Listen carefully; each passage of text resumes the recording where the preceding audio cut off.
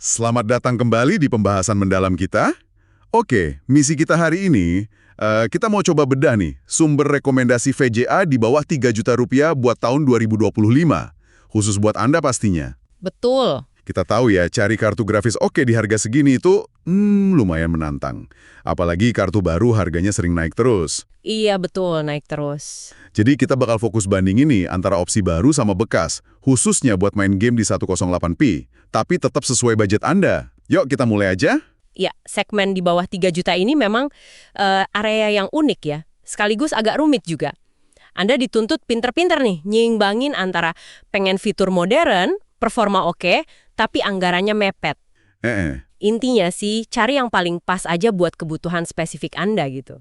Oke deh. Kita mulai dari yang baru dulu ya, yang harganya dekat-dekat 3 juta. Sumber kita nyebutin NVIDIA GeForce RTX 3050 versi 6GB. Ah ya 6GB itu. Ini bisa dibilang kayak tiket masuk termurah lah ya ke dunianya RTX NVIDIA. Anda udah dapat DLSS kan? Itu teknologi buat naikin frame rate.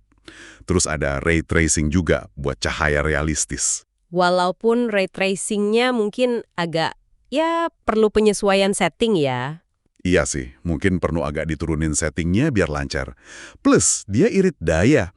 Nah, harganya itu kisaran 2.800.000 sampai 3.300.000 rupiah. Gimana menurut Anda? Fitur modern gini menarik nggak di budget segini?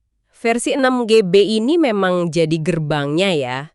Tapi perlu diingat juga nih, VRAM 6GB itu memori grafisnya bisa jadi agak gimana ya, agak ngepas gitu buat game-game baru yang rakus memori. Jadi ada potensi bottleneck ya ke depannya? Bisa jadi, kayak ada tanggal kadaluarsanya gitu. Nah, sebagai alternatif baru lainnya, ada Intel Arc A580 8GB. Oh, Intel Arc ya? Iya, driver Intel ini, wah perkembangannya cepet banget loh sekarang. Udah lumayan stabil dan performanya naik terus. Keunggulannya jelas di VRAM 8GB, lebih lega. Terus dia juga punya XeSS, kayak DLSS-nya Intel, plus ray tracing juga. Harganya gimana? Mirip-mirip, sekitar 3 juta sampai 3 juta 4 jutaan lah.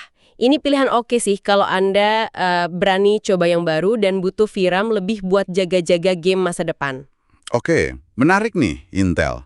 Jadi ada dua pilihan baru ya. Tapi gimana kalau katakanlah kita pengen performa gaming mentahnya aja yang lebih tinggi per rupiah? Nah, ini biasanya pasar bekas jadi solusi. Betul sekali. Pasar bekas emang surganya value. Sumber kita nih nyorotin AMD Radeon RX 6600 8GB. Katanya sih ini rajanya performa 1080p di pasar bekas buat budget segini. Iya, RX 6600 itu memang terkenal banget value-nya. Performanya buat rasterisasi itu tugas dasar render game ya, seringkali bisa ngalahin RTX 3050. Terus VRAM 8GB-nya juga cukup lah ya. Harganya, nah ini, bisa banget katanya dapat di bawah 3 juta rupiah. Bahkan mungkin di 2 jutaan aja. Betul, sering nemu di harga segitu. Kalau prioritas Anda cuma frame rate sekencang-kencangnya hari ini, wah ini kayaknya kandidat kuat banget. RX 6600 itu nilai performa rasterisasinya emang susah dilawan di harga bekasnya. Tapi nih, kalau Anda mau sedikit usaha lagi, mungkin nambah budget dikit, deketin 3 juta, ada pilihan bekas lain yang lebih mantap. Oh iya? Apa tuh? Misalnya, NVIDIA GeForce RTX 3060 12GB. Nah ini kalau Anda hoki nemu di bawah atau pas 3 juta, wah itu jackpot. 12GB VRAM ya? Lumayan banget itu. Banget, itu penting banget buat game Triple Ice zaman sekarang, plus bisa bantu juga buat kerjaan produktivitas dikit-dikit. Performanya jelas di atas yang lain tadi, atau ada juga NVIDIA GeForce RTX 2060 Super 8GB. Oh, yang seri 2000 ya? Iya, generasi sebelumnya. Tapi jangan salah, performanya masih oke banget buat 1080. Udah ada DLSS sama ray tracing generasi awal juga. Harganya gimana tuh yang bekas? RTX 3060 biasanya agak di atas 3 juta sih, tapi kadang ada aja yang jual lebih murah. Kalau RTX 2060 Super, nah ini lebih sering nemu di bawah 3 juta. Jadi balik lagi ke Anda, butuh VRAM gede banget buat masa depan atau performa tinggi plus fitur RTX sudah cukup? Wah, pilihan bekasnya menggiurkan banget ya performanya. Tapi kita juga harus ingat kata sumber tadi, perlu hati-hati banget. Wajib itu. Ada beberapa hal penting nih yang perlu Anda perhatikan pas beli VGA bekas. Pertama, cek sisa garansi resminya, kalau masih ada. Terus, kondisi fisik, ini penting banget. Betul.